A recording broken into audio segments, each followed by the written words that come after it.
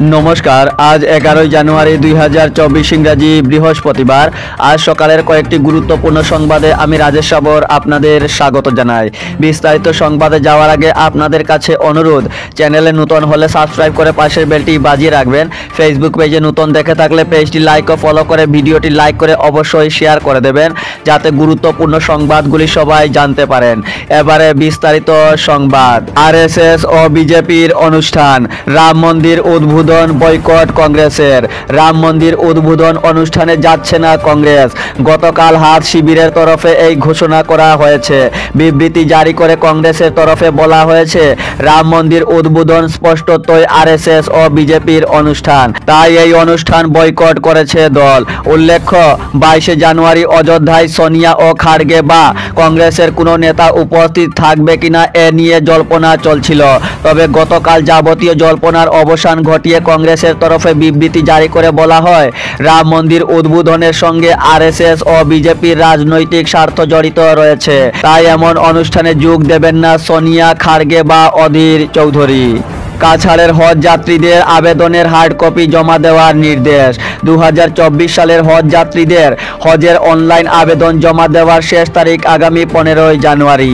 এখন পর্যন্ত কাছাড় জেলা থেকে মোট 496 জন হজ যাত্রী হজের আবেদন জমা করেছেন। এর মধ্যে 342 জন হজ যাত্রী গৌহাটি এবং 154 জন হজ যাত্রী কলকাতা বিমানবন্দরকে এম্বার্কেশন পয়েন্ট হিসেবে পছন্দ করেছেন বলে জানা গিয়েছে। কাছাড় জেলা হজ কমিটির সচিব তথা অতিরিক্ত জেলা কমিশনার মনসুর আহমেদ মজুমদার এক বিবৃতিতে জানিয়েছেন, কাছাড় জেলার হজ যাত্রীদের অনলাইন আবেদনের হার্ড কপি, পাসপোর্ট ও অন্যান্য নথিপত্র কাছাড় জেলা প্রশাসনের হজ শাখায় প্রতিদিন গ্রহণ করা হচ্ছে। যেহেতু আগামী 13, 14, 15 ও 16 জানুয়ারি সরকারি ছুটি, এই কয়েকদিন হজ শাখার কার্যালয় বন্ধ থাকবে। যেসব হজ যাত্রী ইতিমধ্যে অনলাইন আবেদন করেছেন, তারা সরাসরি শিলচরের জেলা কমিশনারের কার্যালয়ের হজ শাখায় আগামী 12 জানুয়ারির মধ্যে হার্ড কপি জমা দিতে অনুরোধ জানিয়েছেন অতিরিক্ত জেলা কমিশনার। লোকসভায় 400 আসনে জয় পেতে মরিয়া বিজেপি। বিরোধী সাংসদদের নিয়োগ করতে প্যানেল গঠন গেরুয়া দলের। মঙ্গলবার লোকসভা নির্বাচনের রণকৌশল নিয়ে এক গুরুত্বপূর্ণ বৈঠক অনুষ্ঠিত হয় বিজেপির সদর দপ্তরে। ওই বৈঠকে দলীয় নেতা কর্মীদের 400 আসনের টার্গেট বেঁধে দেওয়া হয়। শুধু তাই নয়, বিরোধী দলের যেসব প্রার্থীরা জয়ী হওয়ার সম্ভাবনা রয়েছে তাদের সঙ্গেও যোগাযোগ করতে নির্দেশ দেওয়া হয়েছে। এদিন বিরোধী সাংসদদের বিজেপিতে নিয়োগ নিয়ে একটি প্যানেলও গঠন করেছে গেরুয়া দল।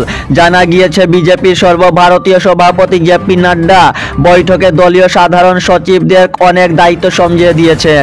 জয় নিশ্চিত করতে প্রচারে কোন রণনীতি নিয়ে এগিয়ে যেতে হবে ও বিরোধীদের কিভাবে দলে নিযুক্তি দেওয়া হবে এ সংক্রান্ত অনেক পরামর্শ দিয়েছেন তিনি। রাম মন্দিরে বসলো 12 ফুট লম্বা সোনার দরজা। 22 জানুয়ারি সরকারি ছুটি ঘোষণা যোগীর। 22 জানুয়ারি রাম মন্দিরের আনুষ্ঠানিক উদ্বোধন। তার আগেই মন্দিরে বসানো হলো 12 ফুট উঁচু সোনার দরজা। আগামী 3 দিনে আরো 13টি সোনার দরজা বসানো হবে। মোট 46টি সোনার দরজা বসানো হবে মন্দিরে। তার মধ্যে 42টি দরজাতেই সোনার পারদ বসানো থাকবে।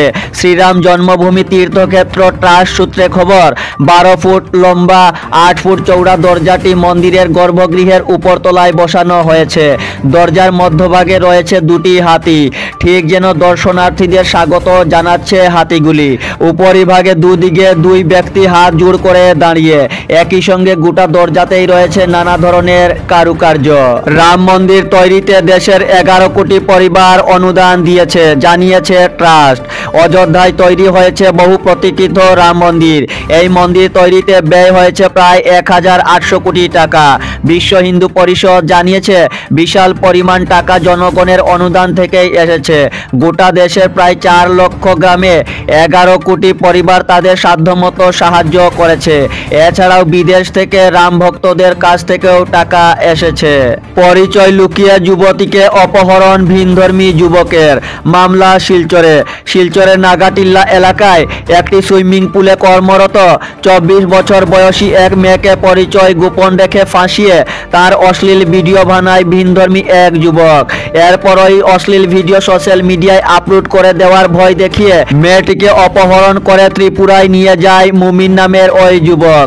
ওই অভিযোগে উত্তর কৃষ্ণপুর নাগাটিল্লা এলাকার বাসিন্দা প্রয়াত সুজিত দাসের স্ত্রী চন্দনা দাস রবিবার রাঙ্গিরখাড়ি আউটপোস্টে ভাইজির অপহরণ সংক্রান্ত একটি মামলা দায়ের করেছে। জানা গেছে, ত্রিপুরার সোনামুড়া এলাকায় মেয়েটির মোবাইল লোকেশনে ধরা গেলেও সরেজমিনে তাদের পাওয়া যায়নি।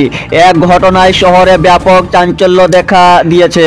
গতকাল সাংবাদিক সম্মেলনে মেয়েটির পিসি বলেন, সহকর্মী সেজে ওই যুবক তার ভাইজিকে ফাঁদে ফেলে প্রেমে ফাঁসায়। তিনি জানান, মুমিন প্রথমে বলেছিল সে পাঞ্জাবের বাসিন্দা এবং পরবর্তীতে সে জানায় তার বাড়ি ত্রিপুরায়। তবে ভাইজিকে তুলে নিয়ে যাওয়ার পর সে জানায় তার বাড়ি বাংলাদেশে এবং সে ইসলাম ধর্ম অবলম্বী লোক। তিনি পুলিশের কাছে খবর দিয়েছেন, তবে এ পর্যন্ত কোনো কাজ হয়নি। এবার মুখ্যমন্ত্রীর কাছে ভাইজিকে রক্ষা করার আর্জি জানিয়েছেন তিনি। স্কুলের হোস্টেলে ছাত্রীর ঝুলন্ত মৃতদেহ উদ্ধার নিলামবাজারে। আত্মহত্যা মানতে নারাজ কিশোরীর পরিবার। নিলামবাজারের ন্যাশনাল একাডেমির হোস্টেল থেকে 10ম শ্রেণীর এক ছাত্রীর ঝুলন্ত লাশ উদ্ধারের ঘটনাকে কেন্দ্র করে তীব্র উত্তেজনা গতকাল দেখা যায় নিলামবাজারে। উত্তপ্ত পরিস্থিতি সামাল দিতে ঘটনাস্থলে ছুটে আসেন করিমগঞ্জের পুলিশ সুপার পার্থপ্রতিম দাস ও নিলামবাজারের সার্কেল অফিসার সাজ্জাদ হোসেন সহ থানার ওসি দীপজ্যোতি মালাকার। ঘটনা আত্মহত্যার বলে মানতে নারাজ হতভাগ্য কিশোরীর নিকট আত্মীয়রা। তারা পুলিশি তদন্তের মাধ্যমে ঘটনার আসল রহস্য উদ্ঘাটন করতে পুলিশ সুপারের কাছে জোরালো দাবি জানিয়েছেন।